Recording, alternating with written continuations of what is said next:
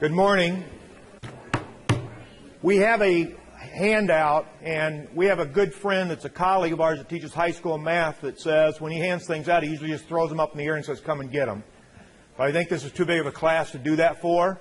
So instead, what I'm going to do is I'm going to put these on both sides of the room, and I would ask somebody that's around a couple tables, one person from a couple tables, come up and get what you need, okay?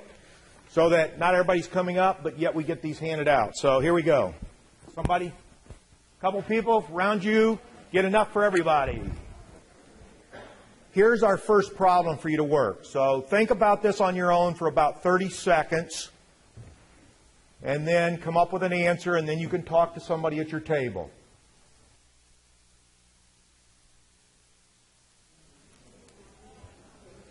Let's go ahead and stop.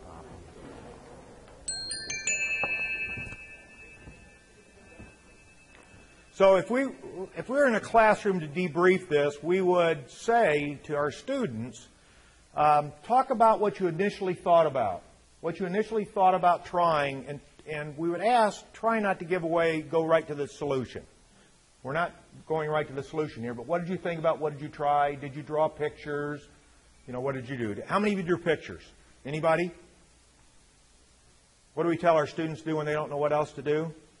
Draw pictures, so we don't follow what we necessarily say. Always interesting. Always interesting. So what would be the difficulty for our students in dealing with a problem like this?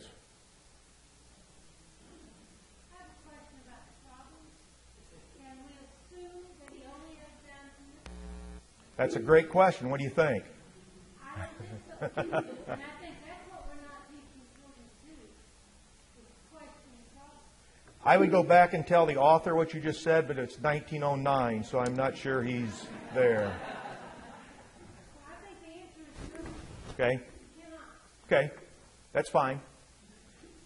We're not saying it doesn't need to be clarified, but it's the idea of what makes this difficult for students, or what do you notice about this problem? There's no numbers. What does that immediately take the focus off of? The right answer. Takes the focus off the right answer. And we're going to use the word we a lot here, and it doesn't mean those of you in the room only. It doesn't mean Illinois. It means the United States. In the United States, primarily because of testing, we've been focused on the right answer. And in fact, we have students, once they get an answer, and it really doesn't matter if it's right or wrong, they're done. It's not about the thinking. And so this problem came out of a book from 1909, and the book is Problems Without Figures. Figures here mean no numbers. There are some great gems in here, and it's downloadable. You search it online, it'll be the first one that comes up. You can print it out. There are things like, if you're asked to find 3 consecutive numbers and you know the sum, how would you find the numbers? So it literally gets at thinking and understanding by the kinds of problems they ask. Now, there's some problems in here like a farmer took his mules and oxen to the blacksmith shop to have them shod. Not shot. So that may be a term we don't use anymore.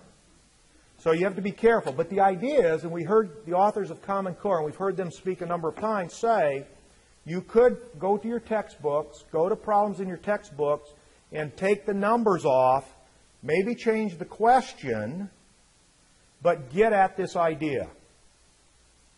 So we would challenge you to think about that. Are there problems in your textbook you could go to, take the numbers off, maybe change the question, and get at the idea of thinking and how you would do something? Okay, so that's just one idea that we're going to throw out there to you.